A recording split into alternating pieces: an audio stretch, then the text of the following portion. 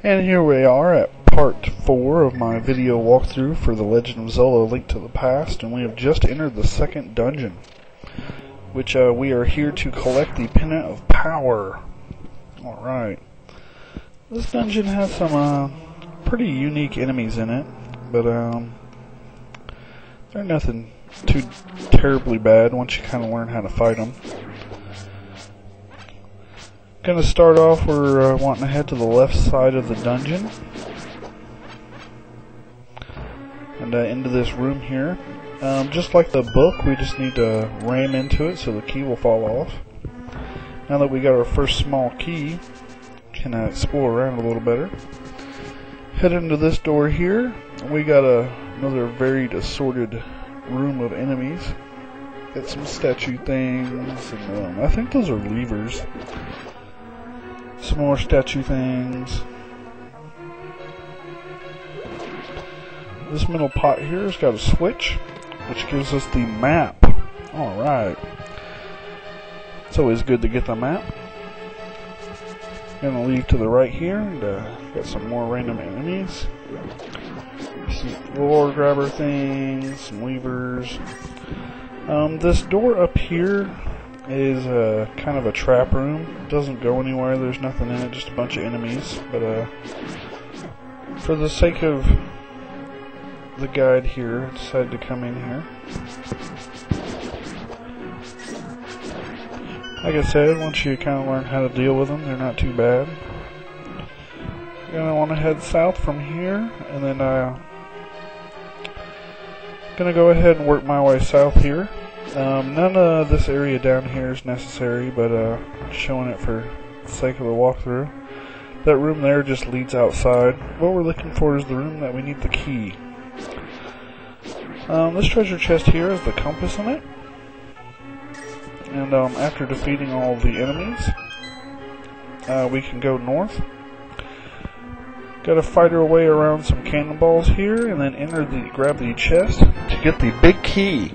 Alright, we got the 3 dungeon basics. Now all we need to do is grab the dungeon treasure, fight the boss, and get out of here. Unfortunately though, that's easier said than done. We're going to want to work our way back to the left side of the dungeon, which since we already cleared all the enemies around the top part, might as well go through the top part. Head into the left door here this time. We got a whole bunch of pots. What we're doing is looking for a switch. Try not to get shot by the rotating eyeball statue thing. Hit the switch to open the door, and here is the dungeon treasure. The Power Glove. This lets us pick up rocks and whatnot. We can pick up the white, slightly greenish colored rocks with our lift level 2.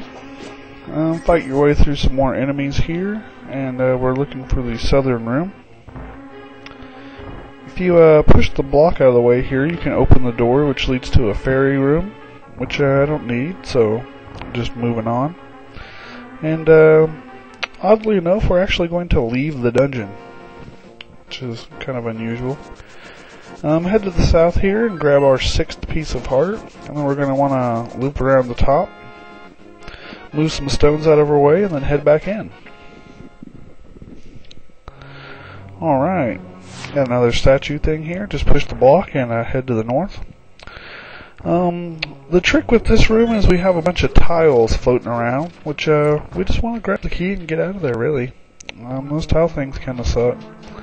I'll deal with them more later when we gotta deal with them. Defeat all the enemies in the room here to open the door, and then just move on.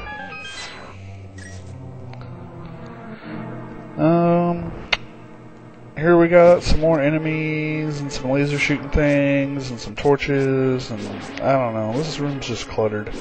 All we need to do is just grab this key and then just leave. I guess the torches are there maybe to make you think you gotta light all the torches or something, I don't know. Here we got another room with the floating attack tiles. Let's just grab the key and get out of there, really. Got a red statue here that we need to take care of, and then we're going to need to light the 4 torches in order to open the passage. Unfortunately, this is kind of slow. The wall pixel by pixel moves over, but at least it's not too far. Open up all the pots here to get a little recharge before we go fight the boss. And here we are at the second boss. What this fight is 3 snakes that come up out of the ground here. I forget exactly how many hits they take, but they'll shoot off little rocks in the diagonal directions. So you want to try to stay to like the north, south, east, west of them as they jump out of the ground. I try to attack them kind of equally, because you kind of want them all to die at the same time, or pretty close to it, because if there's only one left, he'll start shooting rocks off in all 8 directions, and it makes it very hard to get any hits in on them. It's pretty easy to lose track of how many times you've hit each one, but just keep focusing on them. It's not too terribly hard, but it does take a little practice. There we go. Grab the heart container, grab the pendant of power, and we're done.